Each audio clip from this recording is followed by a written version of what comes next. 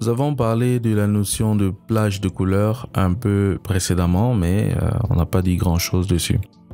On va aller voir un peu plus ce que ça nous donne aujourd'hui avec la plage de couleurs. Alors, j'ai une image ici, j'aimerais bien pouvoir la modifier, pouvoir peut-être même la détourer. Et je vais venir donc d'abord, en premier temps, je vais déverrouiller mon image et je vais venir ici créer un nouveau calque, comme ça, je le mets en dessous. Voilà.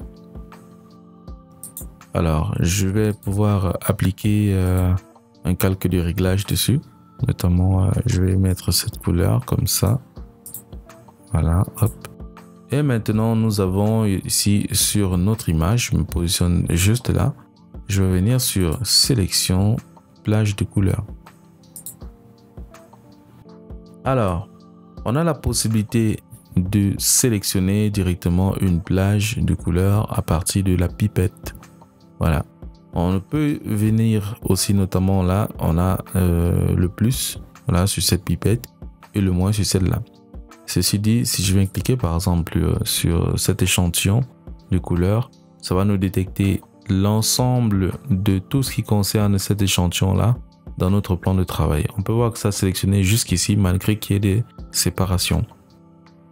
Si je souhaite réduire ou alors supprimer un échantillon, je peux prendre cet outil-là et je fais juste un clic comme ça. Et voilà, ça va me le réduire. Alors, normalement, il devrait marcher. Alors, voilà. Alors, en principe, il devrait le réduire. C'est certainement dû à un bug.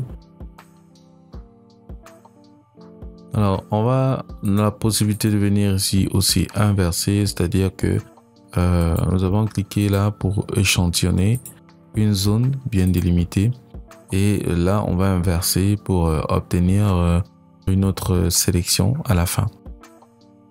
Alors, on a aussi vu déjà qu'on pouvait ici choisir le mode image et venir par là. On va choisir plutôt niveau de gris dans cette zone-ci. Voilà. Si on veut avoir beaucoup plus de détails comme ça, ce serait la partie la plus recommandée. Alors ici, on peut jouer sur la tolérance.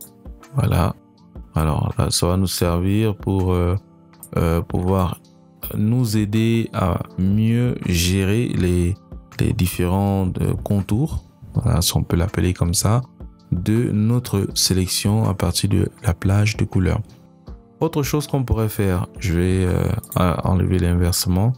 Je vais venir ici au niveau des pipettes et on peut choisir directement une couleur jaune. Voilà, si on a de la couleur jaune, on veut réduire le jaune, ou alors supprimer le jaune de notre image, je peux venir directement là et je choisis jaune. S'il y a du rouge, on fait la même chose. Voilà, ça nous détecte tout ce qui a zone rouge sur notre image.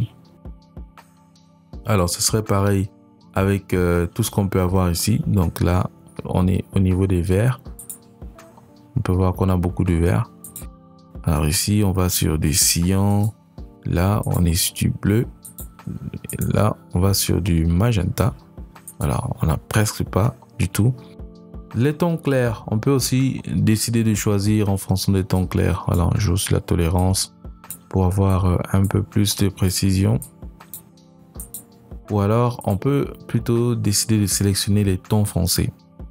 Alors, si on va avec ça, on a la gamme ici, une gamme directement qui va nous permettre de pouvoir mieux gérer ce côté-là. Alors, on peut aussi jouer avec la tolérance pour obtenir un résultat beaucoup plus génial. Et on a aussi les tons foncés. Voilà, tons foncés, on a compris, c'est la même chose. Ici, je peux jouer avec la gamme, voilà, qui va nous donner un résultat aussi plus génial. Alors ici, on a la coloration de peau. Donc, alors là, ça nous détecte directement la coloration de peau. Voilà, ce que je trouve assez intéressant aussi. Voilà.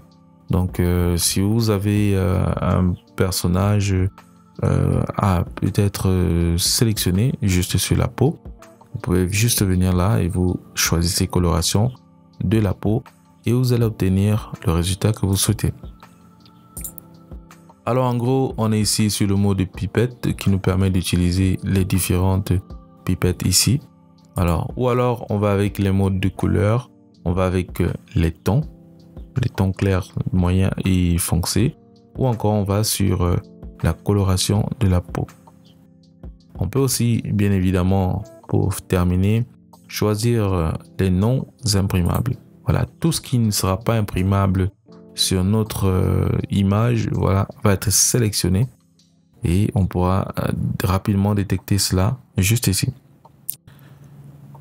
Alors, si vous avez des questions, n'hésitez pas à me les poser en inbox ou alors dans le groupe. Je me ferai un plaisir de vous répondre.